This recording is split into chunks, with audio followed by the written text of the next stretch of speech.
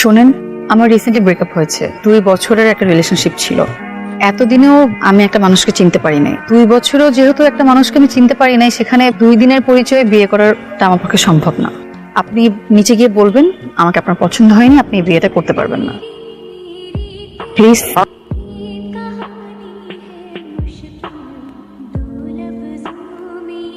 বিয়েটা আমি করতে পারবো না। কি হলো আবার? সবকিছু তো ঠিকঠাকই ছিল। আমি আসলে প্রস্তুত না। যত দুঃখিত আপনাদের সময় নষ্ট করেছি।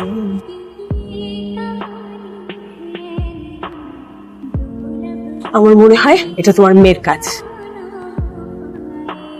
রোহান সাহেব, থ্যাংক ইউ।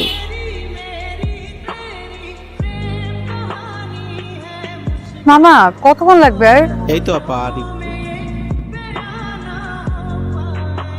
হ্যালো, আরে হাই, আমি সরি, হেলমেট পরা দেখে তো চিনতে পারিনি। আপনি এখানে দাঁড়িয়ে আছেন কেন? সিএনজি নষ্ট হয়ে গিয়েছে। কোথায় যাচ্ছেন? একটা ইন্টারভিউ ছিল। তো দেরি হয়ে যাবে, কারণ আপনাকে আমি ড্রপ করে দিয়ে আসি। না না, থ্যাংক ইউ সো মাচ। সমস্যা নেই, আমার হাতে সময় আছে, আমি সিএনজি ঠিক করে যেতে পারবো। মামা কতক্ষণ লাগবে? 15-20 মিনিট। 20 মিনিট কষ্ট করে দাঁড়িয়ে না থেকে এই সামনে বামে একটা চায়ের দোকান আছে, চলেন চা খাই। ঠিক আছে, আপনি চলুন, আমি আসছি। মামা আমি ওই চায়ের দোকানে যাচ্ছি, আপনি ঠিক করে চলে আসেন। এই মামা, 2টা চা। দোকানদার তো লাঞ্চ করতে বাইরে গেছে। তাও তো আর চা খাওয়া হলো না। আমি যেহেতু বলছি আপনাকে একবার চা খাওয়াবো, তা তো আমি খাওয়াবোই। আপনি চা বানাবেন? আগে খান, তারপরে বিতে। আমি কিন্তু র চা খাই, চিনি অল্প। এই দিন চা। Thank you. বাহ, এত দারুণ চা কোনো ছেলে মানুষ বানাতে পারে? চা থেকে শুরু করে বিরিয়ানি আমি কিন্তু সবই পারি। এরকম রান্না বান্না জানা ছেলে মানুষকে তো যে কোনো মেয়ে বিয়ে করতে এক পায়ে রাজি হয়ে যাবে। আসলেই হ্যাঁ, তবে যদি সে ভালো মানুষ। চাটা ভালো হয়েছে। আপনি এখন ইন্টারভিউ দিতে যাবেন, লাইনে ওয়েট করতে করতে আপনি টায়ার্ড হয়ে যাবেন, ঘুমো চলে আসতে পারে, তাই এটা আপনার জন্য। Thank you so much. আসি তাহলে। তাই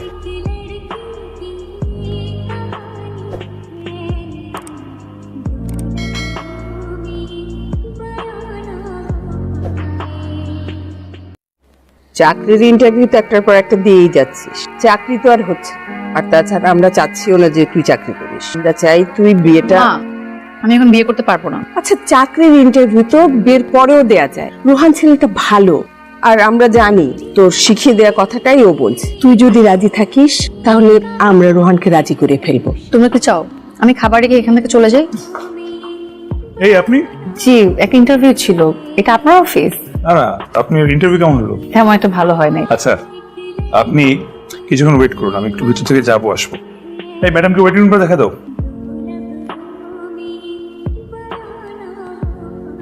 থ্যাংক ইউ এতক্ষণ পর্যন্ত অপেক্ষা করার জন্য। এই মানে অ্যাপয়েন্টমেন্ট লেটার, চাকরিটা আপনার হয়ে গেছে। আপনি আমার জন্য সুপারিশ করেছেন। না সুপারিশ না, মানে আসলে আমার ফ্রেন্ডের অফিস। আপনাকে অনেক ধন্যবাদ এত কষ্ট করার জন্য, কিন্তু চাকরিটা আমি করতে পারবো না। আমি নিজের যোগ্যতায় চাকরি করতে চাই।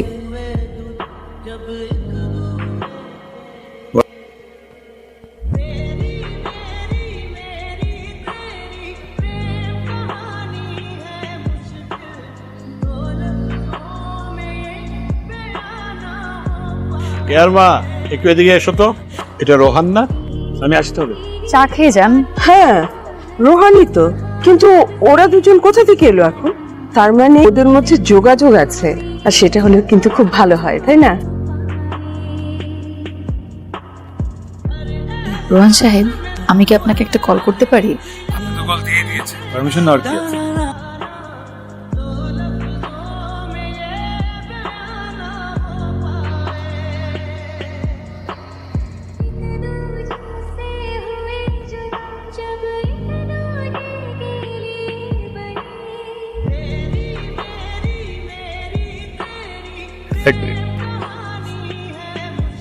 Hello, what?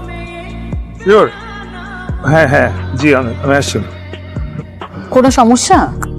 আমার একটু অফিসে যাওয়া লাগবে। আপনি যেতে পারবেন না? হ্যাঁ হ্যাঁ, পারবো। আমি যাই।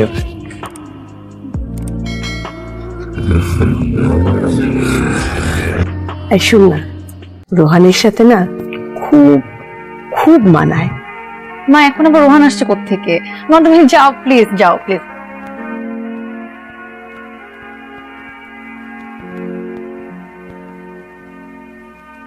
কি হয়েছে আপনার? আপনাকে এরকম বিষণ্ণ লাগছে কেন? গতকালকে ফোন পেয়ে ওভাবে চলে গেলেন, কোনো সমস্যা? আসলে অনেক বড় সমস্যা হয়ে গেছে। আমাকে যে বিজনেস পার্টনার ছিল না আশিক, আমার সব ইনভেস্টমেন্ট নিয়ে ভেঙে গেছে। পুলিশকে ইনফর্ম করেছেন? হ্যাঁ, আমার গ্রামের জমি বিক্রি করার টাকা, আমার জমানো টাকা। ভেঙে পড়বেন না, ব্যবসা তো লাভ লস থাকি। এরকম ভেঙে পড়লে আবার ঘুরে দাঁড়াবেন কিভাবে? আমার কাছে তো কোনো কিছু নাই যেটা বিক্রি করে নতুন ভাবে ব্যবসা শুরু করবো। পুলিশ আশিককে ধরে ফেল, কোনো না কোনো একটা সলিউশন তো হবে। এরকম দুশ্চিন্তা করবেন না। কই থাকিস বলতো? হ্যাঁ, ফোন দিলে ফোন ধরিস না। রোহানের সাথে দেখা করতে গিয়েছিলাম, ওনার একটু ঝামেলা হয়েছে। ঝামেলা মানে?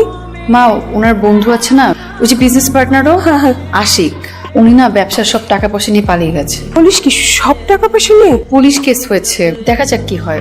আমার মনে হয় সলভ হয়ে যাবে। রোহানের সাথে তোর কোনো কথা হয়? হ্যাঁ হয়। কেন বলো তো? আমি চাই না ওর সাথে আর কোনো কথা হোক। মা, তুমি হঠাৎ এভাবে কথা বলছো কেন? ও যদি কোনো রকম যোগাযোগ করবার চেষ্টা কর, তুই কোনো রেসপন্স করবি না।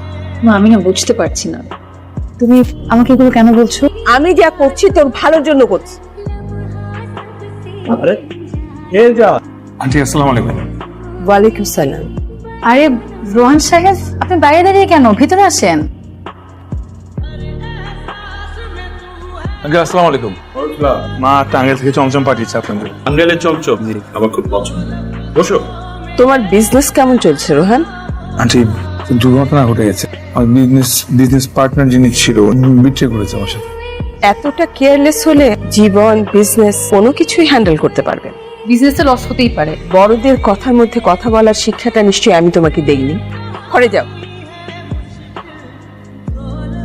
আন্টি, আমি তাহলে আসি। একটা কথা ছিল রোহান, কেয়ার বিয়ে ঠিক হয়েছে। এই সময় কেয়ার সাথে তোমার দেখা করা, কথা বলা, এটা একটু কমিয়ে দেওয়া দরকার। ওর শ্বশুর বাড়ির লোকজন জানতে পারলে এই ব্যাপারটা খুব একটা ভালো কিছু হবে না। আমি আসি। আসসালামু আলাইকুম।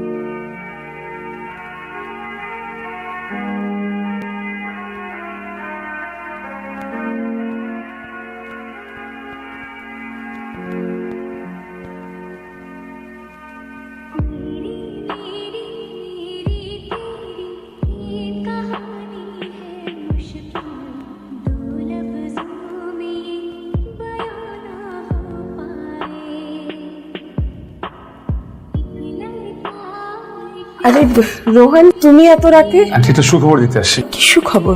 পুলিশ আশিককে ধরে ফেলছে। আমার ব্যবসার 80% টাকা আমি ফেরত পেয়ে গেছি, আর 20% বলছে যে 1 মাসের মধ্যে ফেরত দিয়ে দিবে। পুলিশের হেফাজতে আছে। কে বাসায় আছে? বাবা, আমি তোমার সাথে অনেক বড় একটা অন্যায় করে ফেলেছি। কে আসে তুই দেখা করা যাবে? কেউ তো বাসায় নেই বাবা, ওর শ্বশুর বাড়িতে গেছে। আজ সন্ধ্যায় ওর বিয়ে হয়ে গেছে ওর মামাতো ভাইয়ের সাথে। na na na